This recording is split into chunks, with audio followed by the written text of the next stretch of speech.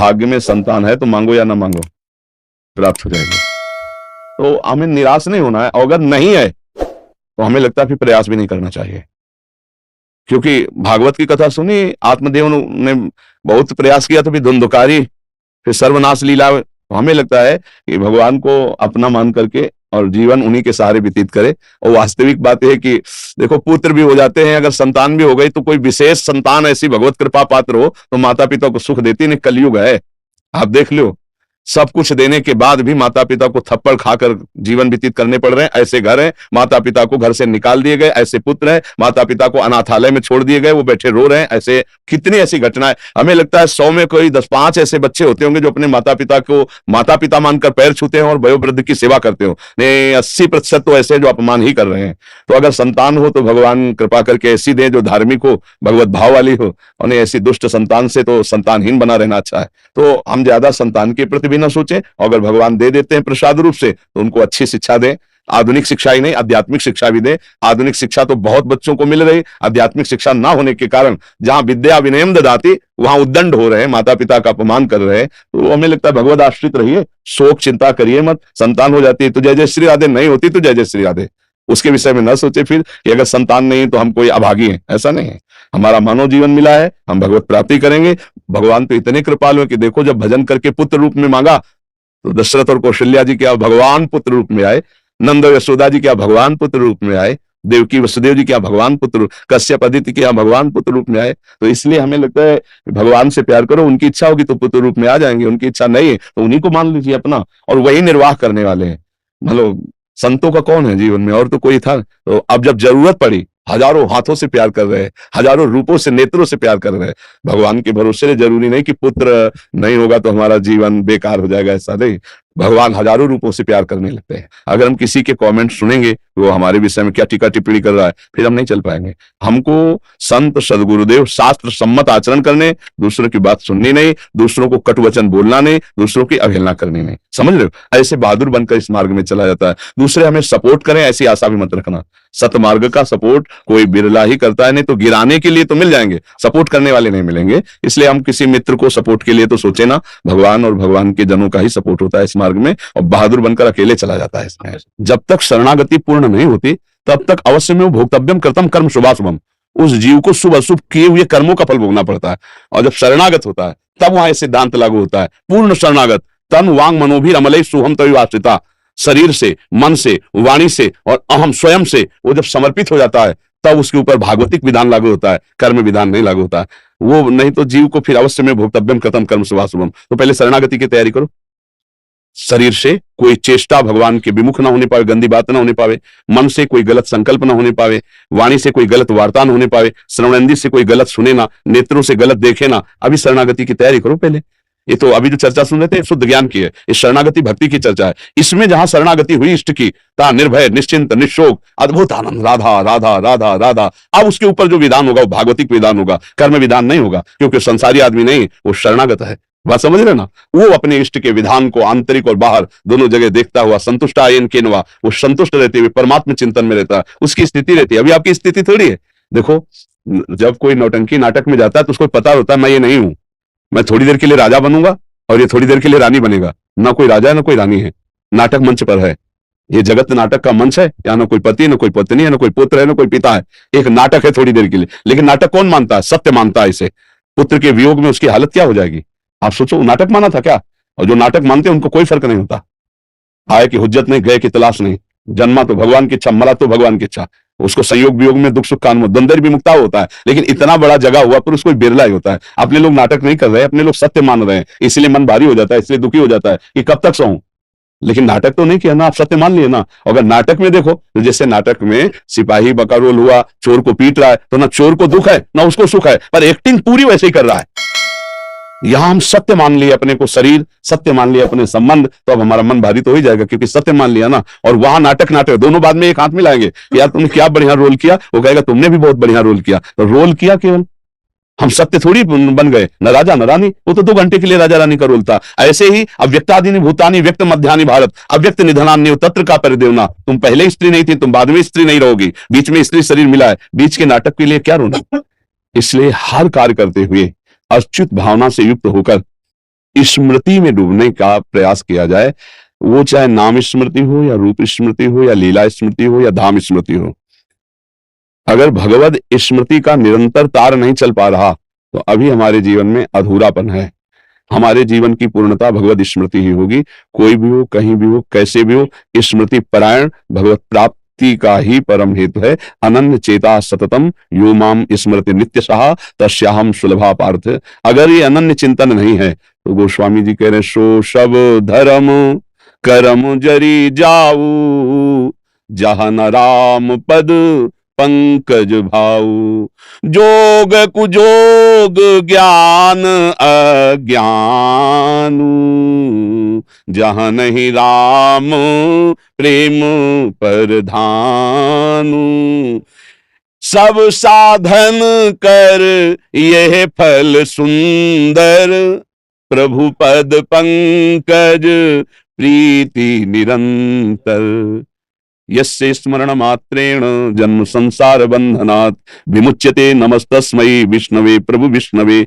स्मृति मधुर मधुर स्मृति, अंदर ही अंदर भगवत स्मृति का तार अव्यावृत भजनात् अखंड स्मृति। फिर जितने भी धर्म कर्म हैं ये सब भगवत स्वरूप हो जाते हैं। हमारी स्मृति विषयाकार, हमारी स्मृति जगदाकार, हमारी स्मृति देहाभिमान से युक्त, देह संबंधों के सुखों में भोगों में कोई खास बात नहीं हुई जीवन में। बस ये बात देखो, भगवान की कृपा से अपने लोगों का मिलन होता है। जब द्रोही दीन दयाल राघो तो साधु संगति पाइए। साधुता का तात्पर्य होता है लक्षणों से, वेश से नहीं। तो जैसे अपने लोग भगवत गुणगान, भगवत दास हैं, सब भगवत यशो गायक हैं, उनके यश का गान करने वाले, तो हमारे जीवन का चरम लक्ष्य होना चाहिए स्मृति। भगवत स्मृति में डूबे हुए भगवत गुणगान, भगवत भाव से किसी की भी सेवा, और भगवान मुझे निमित्त बनाकर केवल कर रहे हैं, करना उनका है। एक में निमित्त मात्र हूं, कहीं भी अहम ना होना, यही हमारे जीवन की परम आध्यात्मिक संपत्ति है। अगर स्मृति विहीन मिनट गया वो बड़ी हानिकारक है। का हनुमंत विपत्ति प्रभु सोई जब तो सुमिरन भजन न होई।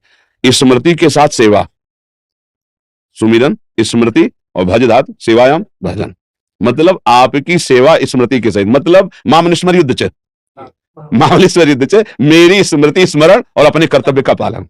बस ये सार बात समझ में आई है। जो जहां है भूरिदा जना, जैसे भगवत चर्चा, भगवत नाम, भगवत स्मृति, ये सबसे बड़ा दानी जो स्वयं स्मरण करे और दूसरे को स्मरण कराए। पर वो तभी हो सकता है जब कथयंत च माम नित्यम और तुष्यंत च रमंत च। इसको बहुत आंतरिक बात से समझना है। कथयंत च माम नित्यम, लेकिन तुष्यंत च रमंत च, उसी में तुष्यंती जो बोधयंता परस्परम कथयंत च माम नित्यम, मच्चित्ता मदगत प्राणा बोधयंता परस्परम, तो कथयंत च माम नित्यम, मेरा ही कथन हो, और उसी में तुष्यंत च रमंत च। पर ये चीज थोड़ा हट जाती है।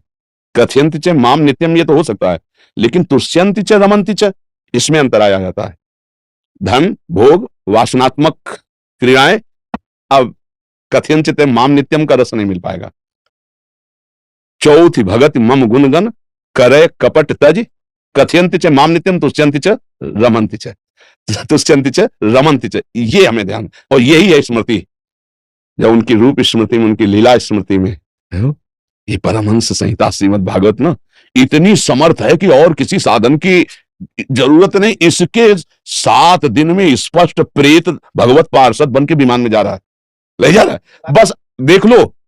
प्रश्न हुआ गोकर्ण जी का, ये कथा तो सबने सुनी, हल में भेद क्यों, एक विमान क्यों, सबके लिए क्यों ले आया?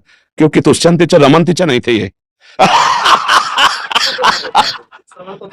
हाँ मनन नहीं था, तुष्यंत च रमंत च ना होने के कारण, और इसने भूख प्यास सबका त्याग करके ये इसी में तुष्यंत च रमंत च, इसलिए विमान इसके लिए आया है।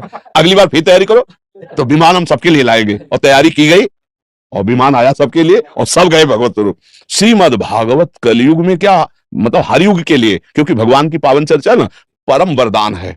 बस इसका सही ढंग से प्रयोग किया, जैसे औषधि है ना, उसको अनुपान के सहित प्रयोग किया जाए तो रोग में बहुत जल्दी लाभ प्रदान करती है। जैसे हमारा उद्देश्य भगवत प्रीति प्राप्त करना हो और सुनने वाले का उद्देश्य भी भगवत प्रीति प्राप्त करना हो, फिर जो चर्चा होगी बड़ा रंग आएगा। बहुत रंग आएगा नहीं। और जब हमारा पाप मोचन केवल होता है तो उसमें रमन की बुद्धि नहीं होती है। वो केवल प्रवक्ता बोले और 7 दिन में दक्षिणा दे देंगे, पाप मोचन तो हो जाएगा, लेकिन वो भगवत पार्षद रूप नहीं हो। पाप मोचन करने का तो अमोघ उपाय है। जैसे कभी भ्रूण हत्या गर्भ हत्या किए हुए गृहस्थ जन होते हैं, और हम कई बार सत्संग में बोले हैं कि तुम्हारी दुर्गति पक्का होगी, तुम खिलवाड़ मत समझ लेना। अब वो डर के जैसे है भी कोई ऐसा वैसी बात नहीं है, बहुत बड़ा अपराध है। तो जो पूछते हैं तो उनसे कहते हैं कि एक ही उपाय है, 7 दिन संस्कृत से श्रीमद् भागवत अपने कान में सुनो, वो जादू करेगा तो कि तुम्हारे ऐसे महत पापों का नाश कर देगा। खुली बात है, दूसरा कोई उपाय नहीं। ऐसा विद्वत जो पूर्ण रूप से उच्चारण पवित्र करके और आपको पूरा मूल सुनावे, तो फिर निश्चित बड़े से बड़े महत पाप का नाश करने के लिए श्रीमद् जो आनंद वर्धन करने वाला, भूले हुए विषयों में जीव कम से कम रामकृष्ण हरि की जो चर्चा सुन ले तो इससे मंगल हो जाए। बहुत भगवान की चर्चा में बड़ी सामर्थ्य है। बड़े बड़े साधन करने वाले जो प्राप्त नहीं कर पाए, केवल भगवान की चर्चा सुनने वालों को भगवत प्राप्ति हो गई। मथुरा के पड़ोस की बात कह रहे हैं, मथुरा के ब्राह्मण बड़ी बड़ी यज्ञ करने वाले थे और भगवान को भगवान नहीं मान पाए, और उनकी पत्नियां केवल चर्चा सुनती थी। वृंदावन की मालिनी पुष्प ले जाए, साक्षात भगवान की सेवा और साक्षात्कार दोनों कर लिए, और वो यज्ञ करते रह गए, धुआं उठता रहा, लेकिन श्याम सुंदर की झांकी ले पाए। ये भगवान की चर्चा में एक विशेष महत्व है। रत्नावती जी ने कोई साधन नहीं किया था, पूरी वैसी रानी थी जैसे सांसारिक रानी होती है। उनकी दासी चरणों में बैठे बैठे हा गोविंद हा कुंज बिहारी, ये कौन है भाई गोविंद कुंज बिहारी, वो ये भी नहीं जानती थी भगवान का नाम है। तो उनका रहने दो महारानी, अगर ये चर्चा सुनोगी तो ऐसा रोग है कि आपके चढ़ जाएगा, जीना मुश्किल हो। उनका नहीं, तू दासी मेरी और किसी और पुरुष का नाम ले रही, तो मुझे परिचय तो बता कौन है। तो बोले वृंदावन के ठाकुर जी का नाम है। और जो चर्चाएं शुरू हुई तो सिराने बैठाने लगी। फिर गुरु तो गुरु ही रह गए, चेला शक्कर हो गया जैसे नहीं कहते। तो ऐसे रत्नावती भक्त भूप हो गई, मूड मुड़वा के और ललकार दिया पूरे राज्य और अपने पति को भी कि अब तेरा अन्न नहीं खाऊंगी, तेरी होके नहीं रहूंगी। संतों की शेर छोड़ा गया, क्या क्या भक्त भूप हो गए। कोई और साधन नहीं, केवल भगवत चर्चा सुनने मात्र, भगवत चर्चा श्रवण मात्र से भगवत प्राप्ति। क्योंकि जब हम श्रवण करते हैं तो उसका जब मनन होता है तो एक एक हृदय के साथ एक एक वृत्तियां पवित्र हो जाती है और भगवान का मधुर मधुर चिंतन होने लगे। चिंतन से भगवत प्राप्ति होती है। भगवत श्रवण कथा का मतलब है कि जब हम श्रवण किया तो उसका मनन होने लगा, चिंतन होने लगा, अब भगवत प्राप्ति दुर्लभ नहीं, भगवान के चिंतन से ही भगवत प्राप्ति होती है। भगवान कहते हैं अभ्यास योगे युक्त है चेतसा नान्यगामिना, ऐसा अभ्यास कर लिया जाए हमारा चित्त और कहीं जाए ना। मधुर मधुर उनके रूप का चिंतन, लीला का चिंतन, गुण का चिंतन, कि भगवत चर्चा सुने।